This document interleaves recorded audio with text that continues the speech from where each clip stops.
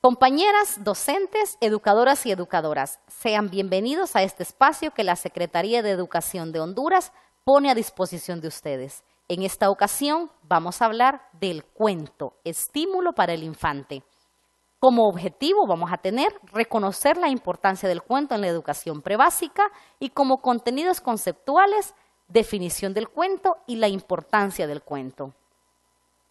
En primer lugar, estamos conscientes que el primer contacto de los niños con la literatura es a través de las canciones de cuna, es decir, a través de la literatura oral.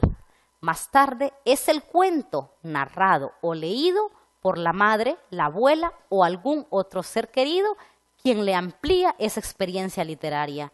Luego prosigue en el jardín de infantes, donde el libro objeto cobra importancia material y se transforma en un juguete más al alcance de los niños. Y finalmente llega la lectura directa que comienza con su alfabetización en el primer año de educación básica. Contar un cuento es un momento mágico y de intimidad familiar.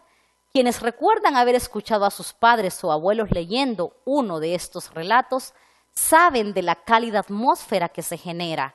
Se estrechan lazos familiares y se produce una complicidad entre el adulto que lee en voz alta y los niños que lo rodean. Además, hay otras poderosas razones para contar cuentos a los niños. En primer lugar, el cuento incentiva la lectura y se convierte en el cimiento para el posterior hábito lector. Se integra al mundo de la literatura, expande su vocabulario, conoce el habla a las distintas generaciones y aprende diversas acepciones para un mismo concepto, el niño a través del cuento. Además, desarrolla su capacidad de concentración. Nuestros niños a través del cuento también aprenden historias, visitan otros países y conocen las costumbres de esos países. El niño entiende la diferencia entre realidad y fantasía y pierde el miedo porque sabe que los dragones y brujas existen solo en los cuentos.